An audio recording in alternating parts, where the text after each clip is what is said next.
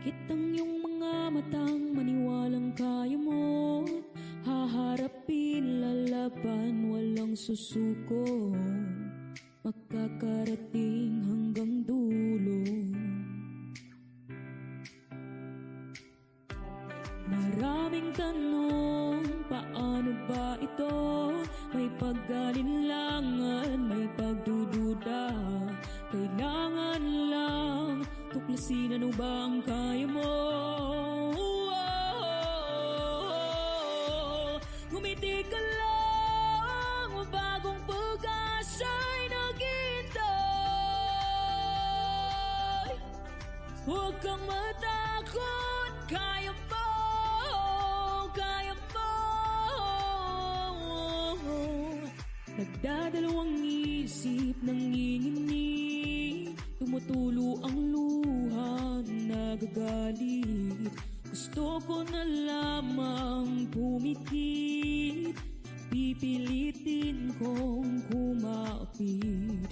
Pangangamba ko'y mawawalan na, nararamdaman ng panibagong pag-asa. Ito na ang simula, bahagari nakikita na.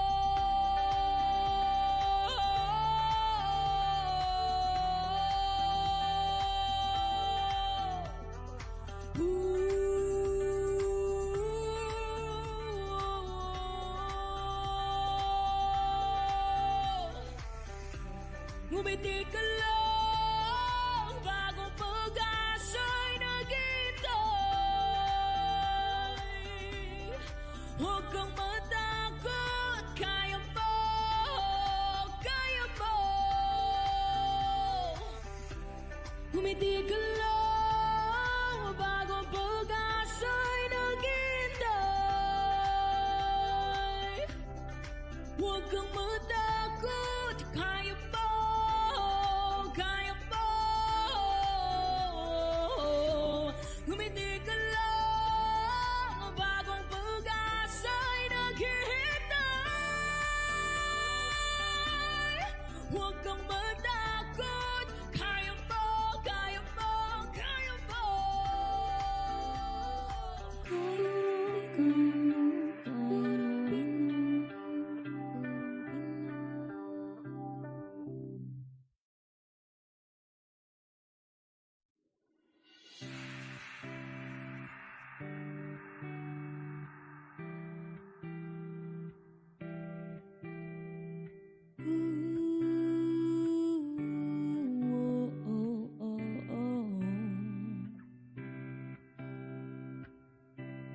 Ipikit ang iyong mga matang, maniwalang kaya mo. Haharapin, lalaban, walang susuko. Makakarating hanggang dulo. Maraming tanong, paano ba ito? May pag-alinlangan, may pagdududa. Kailangan lang tuklasin, ano ba ang kaya mo?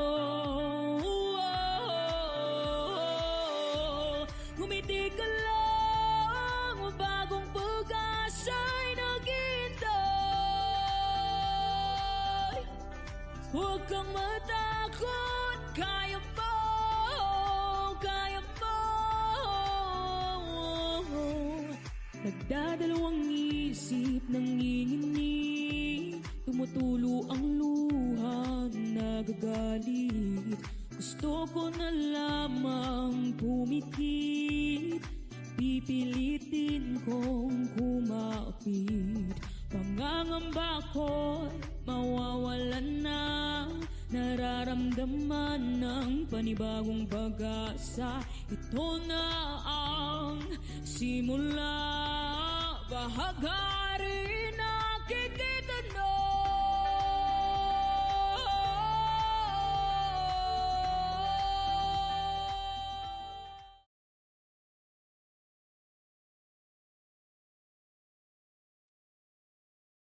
Alright, and we are live. Good evening po sa inyong lahat mga kaguro. And of course, welcome back to Gurong Pinoy. Yes, it is our anniversary. It is our 4th year anniversary as Gurong Pinoy Online. But of course, as some of you may have already known, no, we have started po with our face-to-face na review for the LET and also for the CSE in 2015. No? So we just went online in 2000. So 2000 lamang po, year 2000, when we went online, when we were still in the US at that time. No? So again, today we celebrate our 4th year anniversary, and of course some of you may have already availed our promo. No? So meron po tayong pa-promo ngayon. If you are still not a member of Gurong Pinoy, this is the right time that you can become a member, because of course we have our anniversary promo today only. No, today only po, 1,000 lamang for our final coaching for Team Pavlov. That's for March. Let, and of course ating pong civil service examination for March, also 1,000. And for Team Dewey, ganun din po, 1,000. No? That's all inclusive. Kung meron ka man po majorship or kung ikaw po ay B.Ed graduate lamang, okay lang po. No? So lahat na po included sa ating 1,000 today only. No? So today only, that would end of course at 11:59 by tonight. Okay, so grab this chance of course to become one of our elite group of students, okay, to become a member of Guru Pinoy, at siguradong kayo po ay matutulungan namin maipasa, hindi lamang maipasa, kundi matapa po yung inyong licensure examination for teachers, or di naman po kaya ay yung inyong civil service examination. Okay, so again, happy 4th year anniversary sa lahat ng ating mga kaguro, Luzon, Visayas, Mindanao, at sa saan mang dako ng daigdig. No? So meron tayong ibang mga kaguro nasa Middle East, meron tayong ibang kaguro, nandyan po sa Thailand, may sa Japan, may sa US, no? So iba't ibang bahagi ng mundo. Good evening, and of course maraming salamat po for greeting Gurong Pinoy, its 4th year anniversary. Okay, so again, final coaching for Team Pavlov is only 1,000 pesos tonight until 11:59. And of course, we also have our intensive online review program for the SPLE LET in the Middle East. Okay, so again, kasama po natin dyan sina Coach June at sina Coach Toto. And of course, we'll have the diagnostic test, mid-review, and pre-board. Okay, so if you'll be taking the LET, sa SPLE, no, in the Middle East, just send a message to this Facebook page. Okay, and again, Team Dewey, also only 1,000 pesos membership until the day that you take the LET na in September of this year. Okay, so wala pong lugi, just send a message to this Facebook page and ask us how you can join within today. No, so only until 11:59 tonight. All right, but of course we continue with our mid-review discussion tonight. We are going to be discussing still professional education items. This is under mid-review part 4. Then bukas po is going to be mid-review part 5, still with me. Then we'll have Coach Toto on Friday. By next week we'll have Coach June for 2 sessions, and of course February 14, tayo pa rin po yung magkakasama with your Gen Ed and Prof Ed pre-board until February 15th. No? So again, after that, we are already going to have our final coaching, and of course, ongoing din po yung ating civil service review programs at ang ating pong final coaching for your majorship. So again, join us by sending a message to this Facebook page. Okay, so again, as I've mentioned, this is part 4 of our mid-review discussions, professional education, like, love, and share our video. Again, paki-like, love, and share this video na po, na lahat na mag-share, lahat na magla-love, of course, ng ating video, na magla-like ng ating video, siguradong papasa sa ating licensure exams. Okay, again,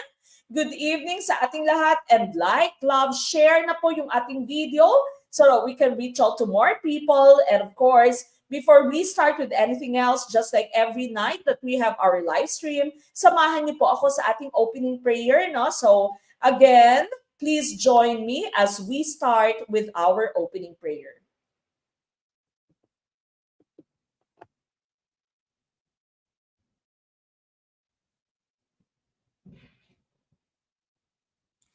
Dear Lord, I come to you to ask for your guidance and direction in this study session.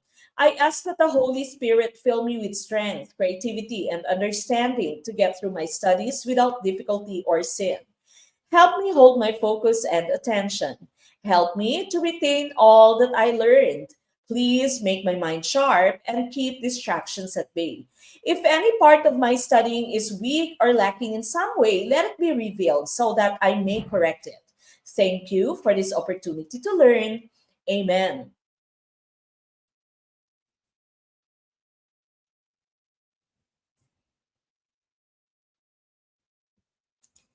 Okay, now once again, mid-review part 4, still under professional education. Paki-like na po, love, and of course, share our video. Share our video. While waiting for some other people to share our video again, I am telling you, no, we have our anniversary promo of only 1,000 pesos for the final coaching for March let, and also for our civil service for March. Na? And of course, Team Dewey, that's September of this year, only 1,000 pesos to join Team Dewey of Gurong Pinoy. Okay? So again, send a message to our Facebook page and itag na po ninyo yung iba natin mga kaguro and share na din po. Yan, sabi ni El Maestro, Sir Jeffrey Arida, isa sa ating mga original members. No? Good evening po.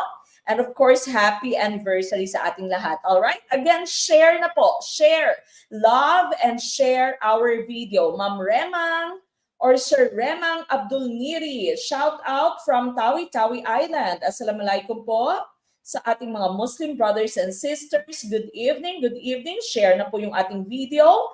And of course, i-like na po yung ating video and join us no, by availing our anniversary promo. Ka-Eduk Official, happy 4th anniversary Gurong Pinoy, more to come. Maraming salamat po. Watching from the City of Love, Iloilo, Ma'am Julie Kapilitan Canabuan. Good evening from Iloilo. No? I am now a public school teacher. Thank you so much. Maraming questions ang lumalabas sa review last October. No? That's from Ma'am Jen Bilan. Maraming salamat po. And of course, congratulations. Okay, so again, tag all of your friends who are still not members of Gurong Pinoy, para po malaman nila na meron po tayong 1,000 promo until 11:59 tonight po lamang, no? Not today, but tonight. Okay. Maraming salamat, Ma'am Angela Copita, for tagging all of your friends. Okay. All right. Maraming salamat for all of your greetings, for all of your anniversary greetings. Sa Ma'am Carla, happy anniversary po. Shout out. Sabi ni Ma'am Carla, good evening po from Samar, Sir Vince Garciano from Isabela. Ma'am Lizelle Ako, happy 4th anniversary Gurong Pinoy. That's coming from Ma'am Marivic Bandiola. Good evening po. From Binyan, Laguna, happy anniversary Gurong Pinoy. From Facebook user, hindi ko po nakikita yung inyong pangalan.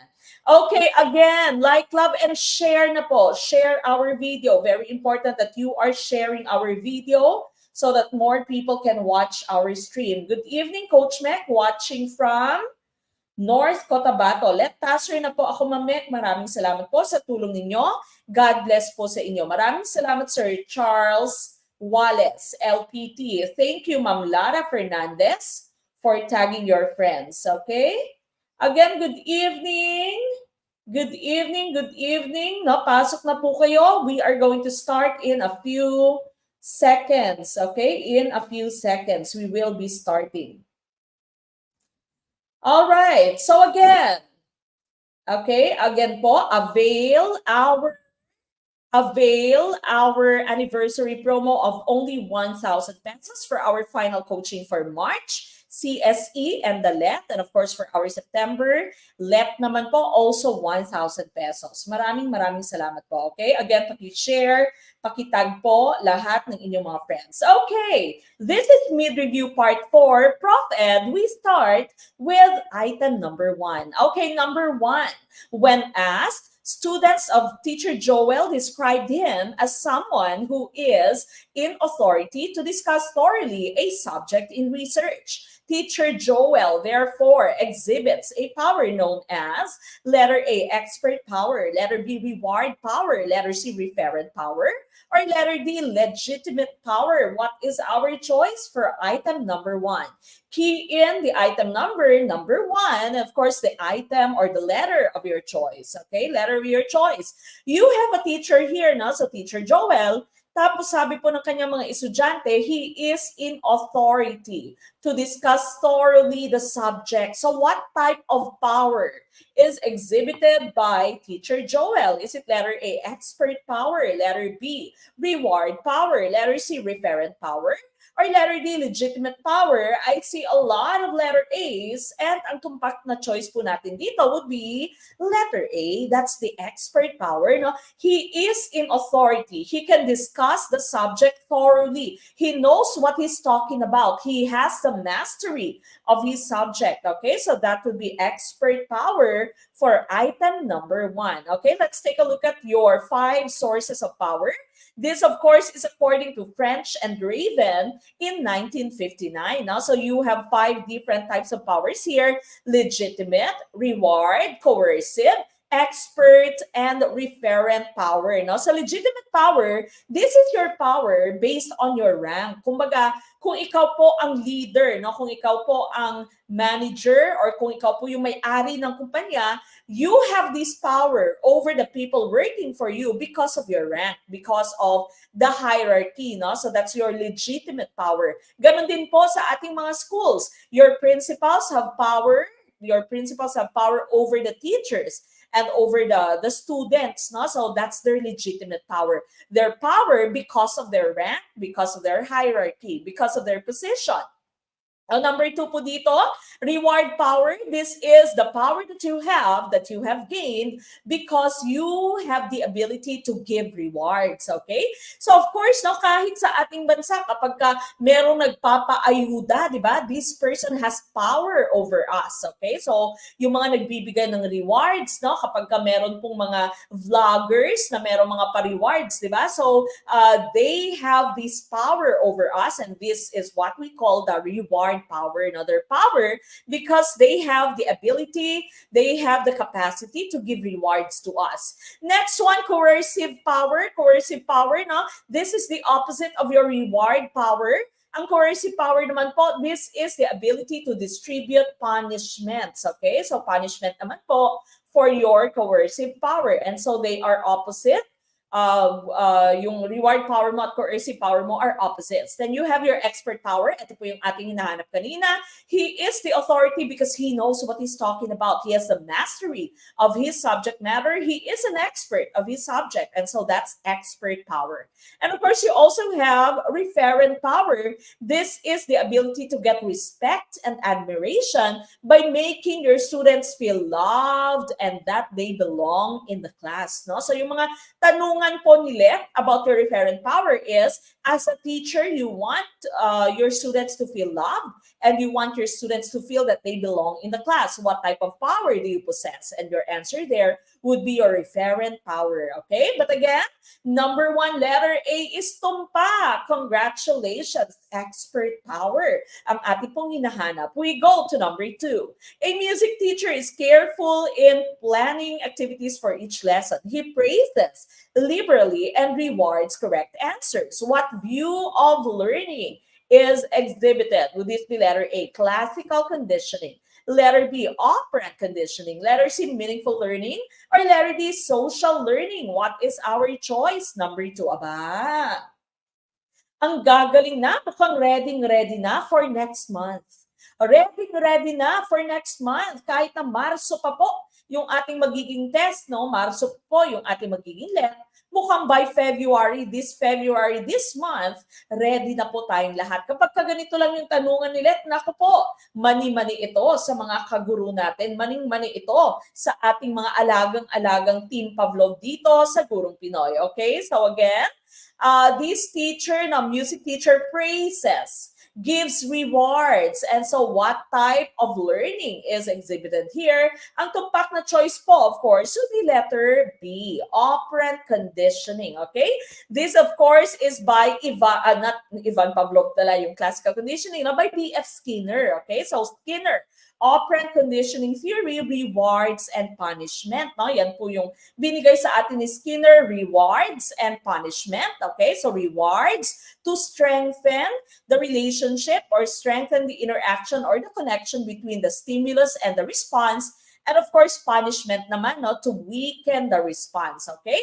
Kasama din po sa kanyang reward and punishment, nandiyan din po yung feedbacking, very important that you are giving feedbacks to your students. Nandiyan din po yung computer-aided instruction, okay? So, puro po yan kay Skinner, no? That's BF Skinner's operant conditioning. Now, punta natin classical conditioning. Again, this is by Ivan Pavlov. At kasama din po dito yung trauma at ang phobia, no? So, kapag may tanungan po sa LET about trauma, phobia, your answer would be classical conditioning by Ivan Pavlov, no? So, the usual tanungan sa LET is, you went to the dentist, tapos kahit na adult ka na, kinakabahan ka pa rin, no? Dahil naaalala mo yung trauma mo dati when you were in grade school, no? What type of learning is this, or what condition is being shown, no? And so yung inyo po magiging sagot is classical conditioning, okay? That's Ivan Pavlov's.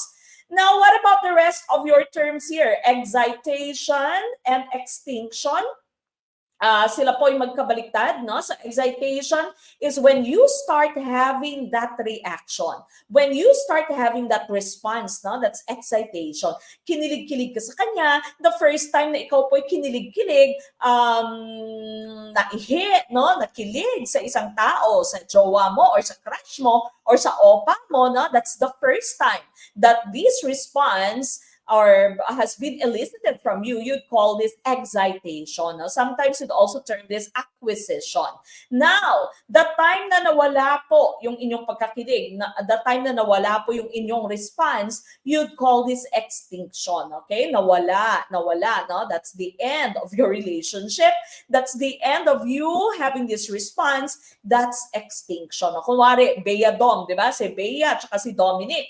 The first time na, kunwari, nagliguan sila, no? Kinilig-kilig si Bea, kinilig-kilig si Dom, no? That's excitation, okay? So, the first time na napukaw ang iyong pong damdamin, no? The first time that you start responding in such a way, that would be excitation. And of course, nung nag-break na po sila, ngayon, kahit na magkita pa po sila, hindi na po kinikilig si Bea, hindi na po naiihi si Bea. And so, we call this process extinction. Nawala na po yung response niya sa presence ng kanyang ex-boyfriend or ng kanyang ex-jowa, okay? Now, what about generalization and discrimination? Generalization, discrimination po ay magkasalungat din po sila, no? So, generalization natin, parehas lamang po ang inyong response. Parehas po ang response nyo. So, tanungan ni Let dito, what is the term that we can use? Kunwari, ang isang tao nakagat dati ng aso, at ngayon, sa lahat ng uri ng aso, kahit na cute ang aso, si Snoopy, si Blue, sino pa bang aso, na Scooby-Doo, siya po ay takot. Kahit na yung aso ay nakatali, siya po ay takot. Kahit na yung aso ay nasa kulungan, takot pa rin po siya. No? So that's generalization.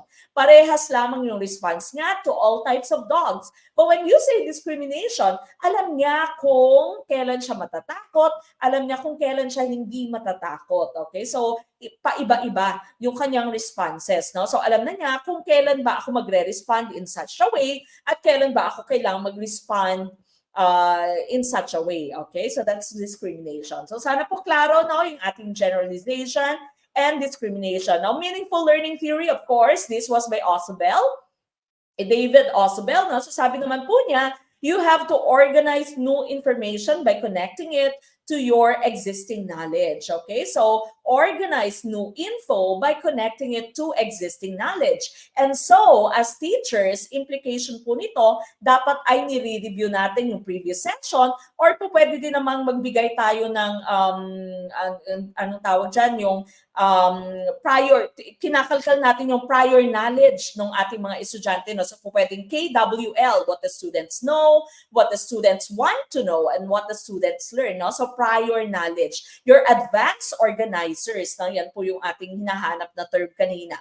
Okay, so that's also Bell's meaningful learning theory. Learning becomes more meaningful if we try to organize new knowledge, new concepts into our existing knowledge. Then, of course, we know social learning by Albert Bandura. This is learning through modeling and by observation and imitation. And so, implications naman po nito, as parents and as teachers, we have to be models. Okay? So, dapat palaging wasto ang inyong ginagawa or more or less, no? Dapat majority ng ating ginagawa ay tama kasi po sa mata ng bata, ang ating mga ginagawang matatanda ay palaging tama. Okay? So they are very observant. So magugulat ka na lamang kung ano yung sinasabi mo, binabalik niya sa'yo, di ba? Binaback to you ka ng inyong anak or ng inyong pong estudyante. Okay? That's social learning theory. Alright? But then again, number 2, letter B lamang po ang ating hinahanap dito na operant conditioning by B.F. Skinner. We go to item number 3.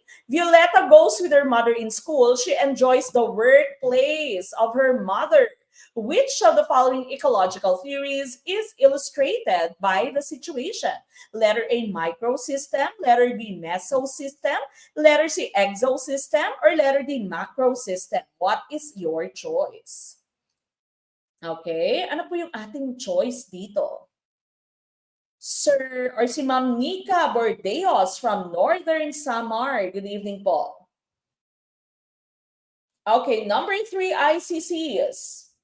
Galing na talaga, magaling na talaga. Letter C, ang karamihang choice ninyo. No? So we are talking about the ecological systems theory by Yuri Bronfenbrenner. Na meron pa tayong isang video na to sa ating YouTube channel. So puntahan niyo po doon. Okay, so we are talking about the mother's workplace. Okay, so workplace ng nanay. Opisina ng nanay ni Violeta. Okay, so she enjoys going to the workplace of her mother. So what type of ecological theory or ecological system is illustrated here? Ang tumpak na choice po natin dito, of course, is letter C. Tama po yan. No? So again, as I mentioned, this is by Yuri Bronfenbrenner and this is what you call your ecological systems theory. So ayon po kay Bronfenbrenner, maraming factors yung nag-i-influence sa bata. No? Hindi lamang yung kanyang immediate environment, kumbaga, no? Hindi lamang yung kanyang immediate family, hindi lamang yung kanyang peers, yung school, yung neighborhood, pero marami pa, okay? So, kumbaga parang onion yung bata, no? Para siyang sibuyas na marami pong factors na kailangan mong himay-himayin para maintindihan mo kung bakit ganito ang actuations, bakit ganito ang behavior ng isang bata, okay? So here, you have the first system as micro, no? So micro, ito talaga yung pinakamalapit sa bata. The immediate environment. Kasama po dyan yung family, ang church niya, no? Neighborhood, the peers, and of course, the school. Now, when you say meso system, the next one, no? Meso po, this is the interaction between the different factors na nandun po sa kanyang microsystem. Kunwari, interaction between the family and the school. The interaction between the school and the church, no? So that's your meso system. The interaction between your different microsystems. Next one, exosystem. Ito pong ating hinahanap kanina, no? Sa outer na, you have the neighbors, yung hindi yung play area mo na neighborhood, na medyo mas malalayo na, or maaring adult neighbors ng bata. Friends of family, you know, your family friends, mass media may have some effect. Social welfare, legal services, and of course, sa ating pong question kanina, ang workplace ng ating pong parents. And of course, macro system, ito na po yung society and ang ating kultura as a whole, okay? So attitudes, ideologies of the culture and of our society. And kasama din po dito na yung chrono system. Chrono system naman would be pertaining to time, okay? So pertaining to time ang chrono system, okay? Patterns of environmental events and transitions over the life course. Okay? So again, ang hinahanap po natin is exosystem. Exosystem. Yun. Meron na mga nagbibigay ng kanila pong mga feedback dito, no? ng kanilang mga alam about sa ating ecological system theory. Very good, very good. All right, we go to item number 4. How will you interpret a student's 80% percentile score? We've talked about this last time, di ba? So na-explain ko po ito last time. Palagi po itong nalabas ulit. So dapat po alam natin kung ano ba yung ating interpretation. When you say 80% percentile score, what does this mean? Would this be letter A? The student scored higher than 80% of the members of the group. Letter B, better relative to the competencies targeted. Letter C, high in all the skills being tested. Or letter D, 80% of the specified content. What is our choice? Sir Rodwin Salvador, watching from Tacloban City. Good evening po. Okay, ayun. I see a lot of letter A's. Letter A's, letter A's. Okay, so sabi ni Sir Gerald, Puerto Cruz higher than 80% of the members of the group, okay? Remember when you say percentile rank, no, percentile or ranking, this is in accordance to your norm reference, okay? So norm reference po ito. That means kino-compare mo ang performance ng isang estudyante sa performance ng iba pang estudyante or sa performance ng entire group, okay? Now, pansinin, ang busy at di mo po, walang comparison dito with the other students. Now, this one, comparing it to your competencies, comparing it to your skills, comparing it to your content. Hence, your choices B, C, and D are all criterion reference. Okay? So, lahat po yan criterion reference.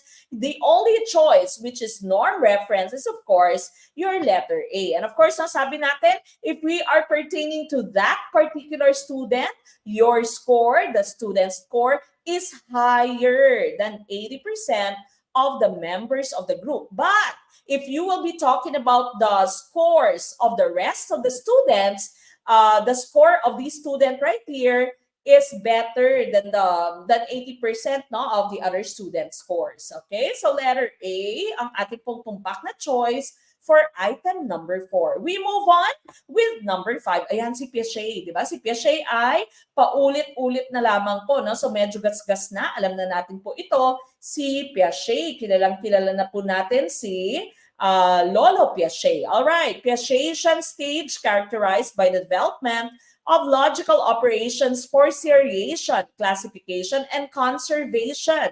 Thinking is tied to real events and objects. So this be letter A, concrete operations. Letter B, formal operations. Letter C, pre-operations. Or letter D, sensory motor.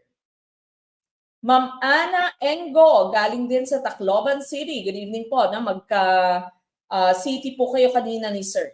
Nakakamiss boses nyo, Ma'am Mek. LPT na ako, September 2023 passer. One take dahil sa inyo. Thank you and more blessings sa bumubuo ng GP. Makinig kayo future LPTs. Halos lahat ng tinuturo ng Team GP lumalabas. Maraming salamat for your positive feedback, Ma'am Inwa Dim. And of course, congratulations. Okay? Alam na po nila, no? Lahat ng mga binabanggit natin dito, lahat ng mga dinidiscuss natin dito, hindi lamang po ako, no? Kahit si Coach Toto, si Coach Dun tuloy. Si Coach June, yung mga coaches niyo po sa majorship, no? Ginagawa po namin yung lahat ng amin pong makakaya para po, of course, no? Maipasa at matap ang ating pong licensure examinations. Okay. I see a lot of letter A's. Sabi ni Sir Joven, pupusta po niya si Tian Gaza, no? Yung pambansang Marites. Okay, let's take a look at our hints here, no? Logical operations for seriation. Forming series, okay? Forming series. Classification, grouping objects based on their different characteristics. And conservation, okay? So saan nga ba napapabilang ang mga characteristics na to? Ang ating pong tumpak na choice would be letter A, concrete operations. Now remember, Piaget's cognitive development theory, smart people cook fish. Okay? Paulit-ulit na po natin binabanggit lahat ng characteristics dito, no? So, sensory motor, reflexes, takot siya sa ibang tao na hindi niya kakilala, and eventually, the child would have object permanence. Kahit na nasa ilalim ng unan, nasa ilalim ng kumot ang isang bagay, ng child na nandyan lamang yung isang bagay. Pre-operational, the imagination of the child is very rich, no? There's symbolic thinking. The child thinks that everything around him is animated or is living. Meron siyang centration, nakatuon lamang yung kanyang atensyon sa isang aspeto ng isang bagay. And the child is very selfish. Ako na lang palagi, no? The child thinks that whatever it is that he is thinking, other people are also thinking. Okay? Then of course, concrete operational, ito po yung ating hinahanap kanina. Decentration, that's the opposite of your centration, no? So nakikita na niya yung ibang aspeto. Kino-consider na niya yung iba pang aspeto ng isang bagay. Conservation, kahit na ni-roll niya yung ball of clay po, pwede niyang maibalik sa flat na clay, no? Seriation series. Okay, na-arrange niya yung mga bagay-bagay from smallest to largest, shortest to longest. And of course, there's already logic, but it's concrete type of logic na kailangan meron ka mga objects. Classification, grouping of objects based on their characteristics. It might be based on their shapes, based on their sizes, based on their colors. So that's classification. Then of course, you have formal operational, the highest. Meron kang abstraction and hypothetical thinking. Okay? And so, ang tumpak na choice would be letter A, concrete operations. We go to number 6. Ayan, cliche pa rin po. Ayan, sabi ni Ma'am Nelly Pisga, no? Paulit-ulit, ma-master din. Ako noon, sa ism at piache. Now, naka-move on na, sabi ni Ma'am Nelly Pisga. Okay, number 6, in piache's concrete operational stage in cognitive development, which refers to the ability of the child to perceive different features. Ayan, I've just talked about this a while ago. Different features of objects and situations. For example, toughness in stone, elasticity in rubber, etc. Okay, so what is this? Is this letter A, decentering, letter B, seriation, letter C, classification, or letter D, egocentrism? Naku po! Akalain mo nga naman, marami pang naligwak. Ang dami pa pong naligwak. Genocide ang nangyari sa item number 6. Mabuti na lamang at ating pong discuss bago yung inyong let. Okay, andyan po. Andyan, sabi, the child can already see, the child can already perceive the different features. Okay, different features ng isang bagay. Hindi lamang nakatuon yung kanya pong atensyon sa isang aspeto. Pero ngayon nakikita na niya yung iba't ibang aspeto. Iba't ibang aspeto ng isang bagay. Hindi lamang siya nakatuon sa height ng baso, kundi nakikita din niya na kahit na mas matangkad or mas mataas itong baso na to, ay mas manipis naman po siya. Okay? Mas manipis naman po siya. And so, i-consider na niya, no, kahit itong isang basong to ay mas maiksi, pero mas mataba naman siya. Okay? So, mas palapad naman siya. Alright? So, the child can now see the different features. I have just talked about this a while ago. Naku po, nabingi ang taong bayan. Ang tumpak na choice is decentering. Decentering or decentration. Okay? Decentering or decentration. Again, ang seriation po, na-arrange niya from shortest to longest or from smallest to biggest or from lightest to darkest, no? So, arrangement ng mga bagay-bagay, yan pong seriation.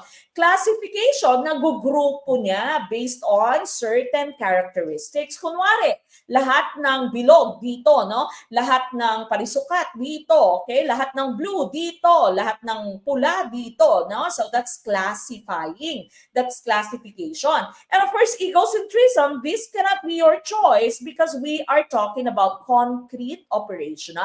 Egocentrism is part of your pre-operational stage, okay?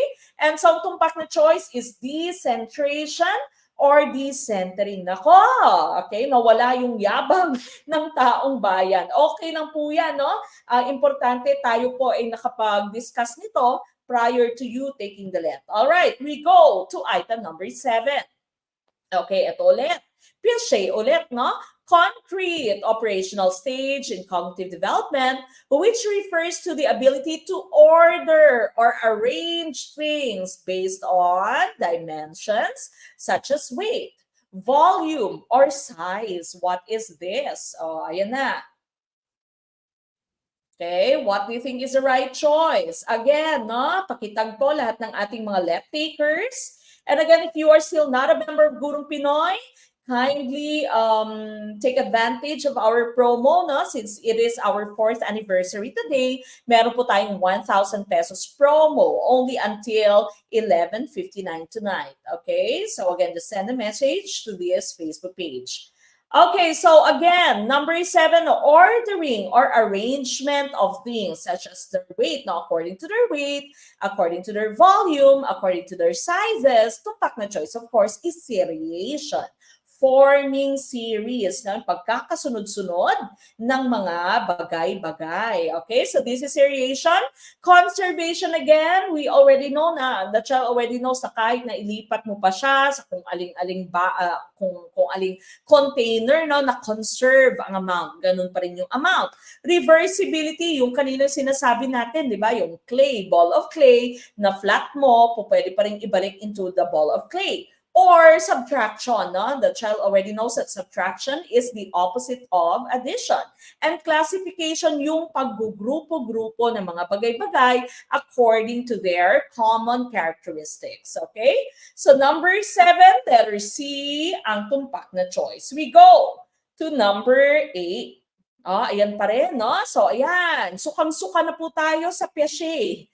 Okay? Stages of cognitive development. What is the preschool age in which a child's intelligence is intuitive, able to make mental representations close to the use of symbols. Okay? Symbols. Okay? Symbols. Intuition, that's equal to your imagination. Preschool, okay? So what would be the correct choice here? All right, ano po yung ating choice? I see letter D's. May ilang letter C's? Hala. Okay, tumpak na choice po natin dito is letter D. Tama po yung letter D, no? Pre-operational. You have the hint preschool. Intuitive, no? Remember, symbolic thinking. Their imagination is very rich, okay? So that's symbolic thinking. And preschool, that's pre-operational stage. Formal operational, hindi po. No, concrete operational, hindi din. And of course, sensory motor, this does not happen during the preschool age. This happens during late infancy, no? Until early childhood siya, no? So, hindi pa ganun katanda as preschool. All right? So, number 8, letter D po, ang ating tumpak na choice. We go to number 9. Teacher Rachel consults students and parents when she makes decisions. Which classroom management style does teacher Rachel observe? Would this be letter A, democratic, letter B, laissez-faire, letter C, assertive, or letter D, consultative? What is our choice? Sabi ni Sir Aris Arieta, bakit dito mas nakakasagot ako ng tama? Pero sa quiz, parang ewan. Okay? So again, no, paulit-ulit pong pakinggan yung ating boses, paulit-ulit pong panoorin, mag-movie marathon po dyan sa ating YouTube channel para po kayo ay siguradong makakarinig ng aking boses once you take the let, no? Marami pong nakapasa dahil sila po ay minulto ko during the let, no? Dahil sila po ay narinig ang aking boses na nagbabasa ng questions. And so napadali po yung kanilang pag-interpret ng questions. And so naipasa ang kanilang licensure examination for teachers. Okay, sabi ni Sir Labe Jovel, good evening, Coach Mac. Maraming salamat sa tulong nyo at sa lahat ng kumakatawan ng Gurong Pinoy. LPT na po ako. Proud to be a member of Gurong Pinoy. Team Skinner Section B. Of course, congratulations. Isa sa ating mga minulto. Okay, what is our choice? All right, I see a lot of letter D's. Okay, andyan na po, no, konsulta, nagkukonsulta, no, si Teacher Rachel. That means Teacher Rachel asks them first before the teacher makes a decision. And so, ang tumpak na choice here is consultative. Letter D, ang ating pong hinahanap na choice dito, no? What about the rest of your choices? Democratic, no? Kapag ka-democratic po yung ating management style, you value participation, collabs, and empowerment, no? You have, or you want to give them the power. Okay? So kayong bahala, no? Saan nyo gustong mag-Christmas party? Ano yung gusto nyong program natin? Ano yung gusto nyong gagawin natin sa Christmas party? Okay? So that's democratic. You want them to participate, you want them to go on their collaborations, and you want to empower them. All right? Now, laissez-faire naman, no? This is a hands-off approach. Medyo tamad si teacher dito, na medyo petik si teacher sa laissez-faire. This is a hands-off approach. and it gives others the freedom to make decisions. Kayong bahala, okay? So, kayong bahala din, pero siya, walang ambag, di ba? So, wala talaga siyang ambag. Ito yung mga nagpakanton during thesis, okay? So, wala talaga kahit nag-participate, kahit nag-collaborate, kahit nagpa-meeting, nagpa-empower, wala, no? So, kayo na lahat, okay?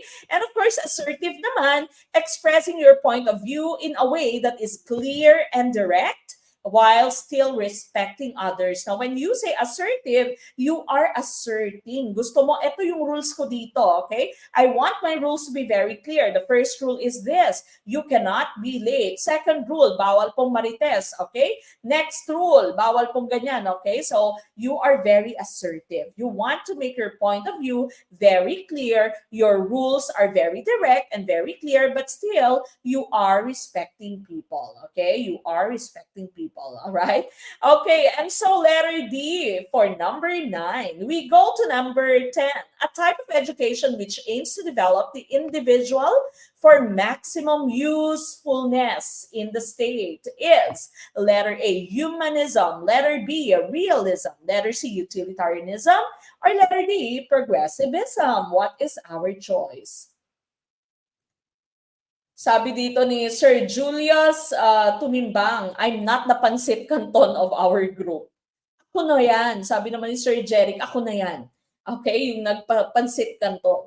Sabi naman ng Facebook user, iba yung narinig ko. Ano po yung narinig nyo, Facebook user? Okay, number 10. Again, I'm still inviting everyone who still are not part of our group. Wala po kayong lugi dito. We are going to do everything in our power. We are going to do our best to help you pass the let, if not to top the let. We will split.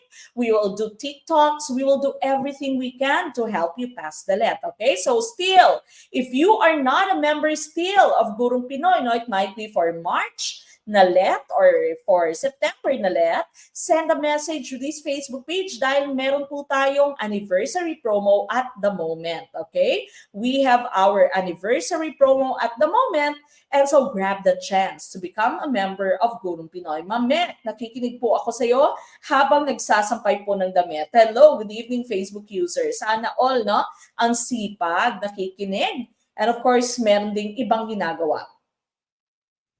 Okay, what is our choice? Letter C? Letter C kaya ang tumpak na choice? Letter C kaya ang tumpak na choice for item number 10, no? So, dito, itong klase ng question, medyo meron din kalituhan, di ba? Medyo meron din tayong kalituhan dito, especially if hindi mo siya binasa ng buo. Kasi sabi dito, develop the individual, okay? So, maaaring isipin mo, humanism. Or isipin mo na, progressivism kasi yung individual, no, yung sentro, it's learner-centered. Kaya lang, sabi po ng end ng ating statement dito, for maximum usefulness in the state. Such as yung nangyari sa Greece, di ba? Sa Greece at sa Romans, no? Especially sa Romans, they wanted to make a good citizen. They wanted to make a useful citizen. And so, ang tumpak na choice po natin dito would be utilitarianism. Okay? So, usefulness, utilitarianism, remember, no? It is for the common good when you say utilitarianism. Now, humanism mo dito, learner-centered ideas of constructivism. No? So, ang humanist, just like your progressivist, it's also learner-centered. Nahayaan mo yung bata, no? Siya dapat yung mag-improve, siya dapat yung mag-construct ng own meaning niya, no? So it's constructivist and learner-centered at the same time. Ang realism mo, napag-usapan na din po natin ito kagabi, no? An object exists independent of the seer. Kahit walang nakakakita, it still exists. Kahit walang nakakakitang iba na meron kang jowa, kung para sa'yo meron kang jowa, di meron kang jowa, yan po yung sabi ng realism, okay? An object exists independent of the seer. Kahit walang nakakakita, no? It exists. And of course, progressivism, modern day methods of teaching, individual differences, your multiple intelligences, learner-centered, teaching is three-way, no? Learning is three-way, and so on, okay? There's so many different factors dyan po sa ating progressivism. Inclusion.